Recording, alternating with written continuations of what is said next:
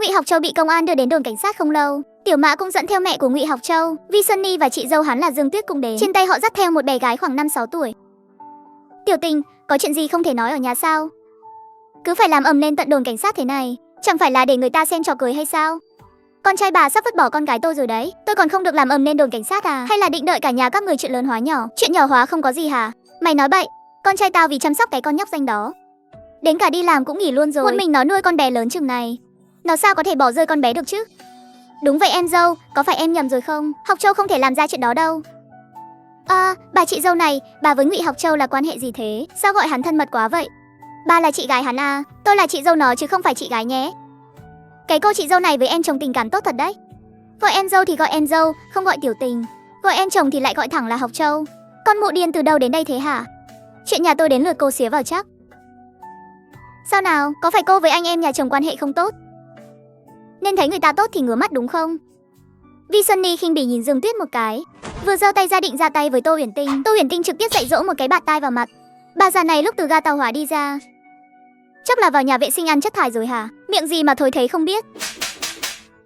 Tô Uyển Tinh lại bồi thêm cho 2 phát dạy dỗ nữa, dạy dỗ cho Vi Sunny trợn trắng cả mắt, hoàn toàn không có chút cơ hội nào để đánh trả. Dương Tuyết sững sờ luôn rồi, từ lúc cô ta gả vào nhà họ Ngụy đến giờ, Vi Sunny đi đánh nhau với người ta chưa bao giờ thua, vậy mà giờ lại bị người khác đè ra dạy dỗ. Dương Tuyết có chút hạ hê, dù sao nếu không phải bà già này ở giữa ngăn cản, năm đó Ngụy Học Châu căn bản sẽ không cưới Phong Tình.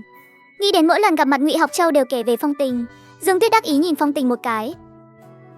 Cô đắc ý cái gì? Cô đang đắc ý cái gì hả? Phong Tình thấy Dương Tuyết rất phiền, cô đã muốn dạy dỗ Dương Tuyết mấy năm nay rồi.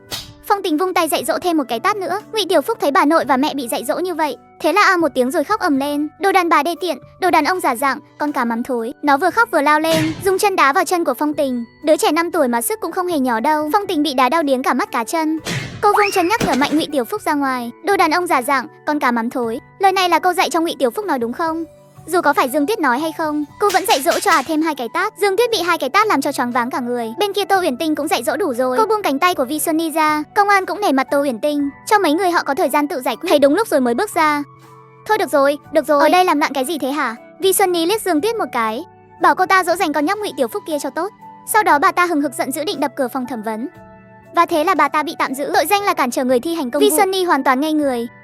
Tôi cản trở công vụ gì chứ? Các anh coi con trai tôi như tội phạm mà thẩm vấn, tôi còn không được giục các anh một chút chắc. Các anh còn coi pháp luật ra gì không hả?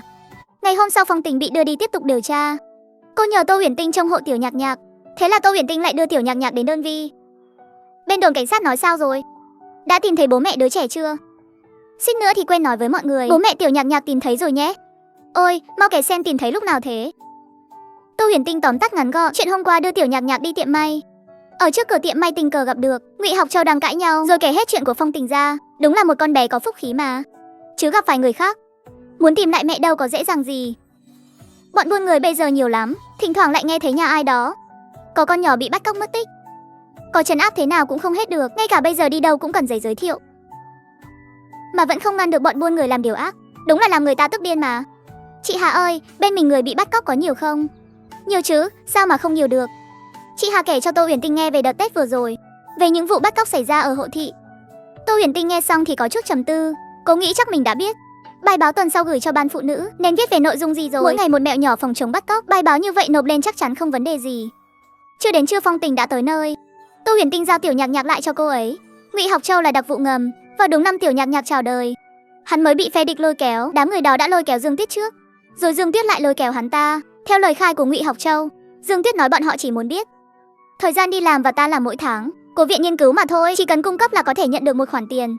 Lúc đầu Ngụy Học Châu cũng không bằng lòng làm, nhưng Dương Tuyết cứ khóc lóc với hắn, bảo ở nhà bị mẹ chồng bắt nạt, không có tiền tiêu, muốn mua cho con cái gì ăn, cái gì mặc, mẹ hắn đều không bằng lòng chi tiền. Thế là hắn đồng ý luôn. Trong 2 năm chăm sóc Tiểu Nhạc Nhạc, ngày nào hắn cũng ghi chép giờ giấc làm việc của chúng tôi. Cứ 3 tháng một lần Dương Tuyết sẽ đi cùng Vi Sunny đến, lấy đi bảng lịch trình mà hắn đã ghi chép lại. Đứa bé Ngụy Tiểu Phúc đó là con gái hắn à? Nếu được thế thì đã tốt rồi. Đó thực sự là cháu gái của hắn đấy. Hắn yêu Dương Tuyết sao? Hắn bảo là không yêu, hắn chỉ cảm thấy mình có trách nhiệm chăm sóc Dương Tuyết.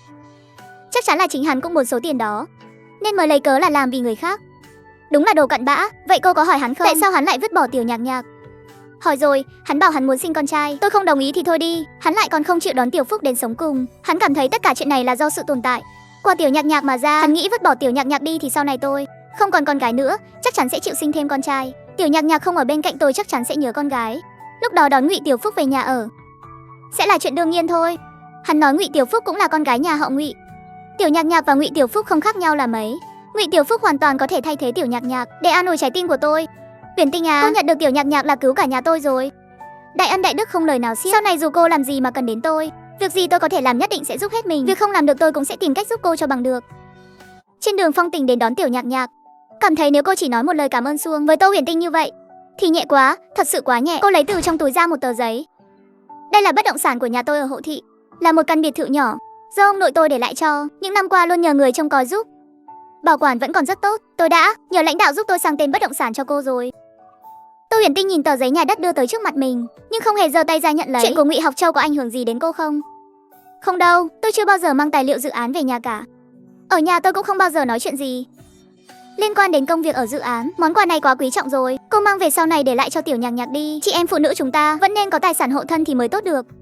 Đồng chí Phong này, tôi là cán bộ hội phụ nữ. Trong tình huống như thế, tôi tin rằng bất kỳ cán bộ hội phụ nữ nào thấy một đứa trẻ lạc lõng bơ vơ đều sẽ chọn cách làm giống hệt như tôi thôi. Tôi chỉ làm những việc mình nên làm mà thôi. Phong Tình thấy cô thực sự không muốn nhận, hai người cứ đùn đẩy nhau ở cửa đơn vị thế này cũng không tiện. Vậy đồng chí Tô này, sau này nếu cô có việc gì cần tôi giúp đỡ, cứ đến Viện Nghiên cứu huyện Thanh Môn tìm tôi. Chỉ cần là việc tôi có thể làm, tôi nhất định sẽ giúp. Được, tôi ghi nhớ rồi nhé. Thời gian cũng không còn sớm nữa. Phong Tình đưa Tiểu Nhạc Nhạc đi về. Họ quay trở về huyện Thanh Môn, còn phải tiếp tục điều tra chuyện Ngụy Học Châu phản bội nữa.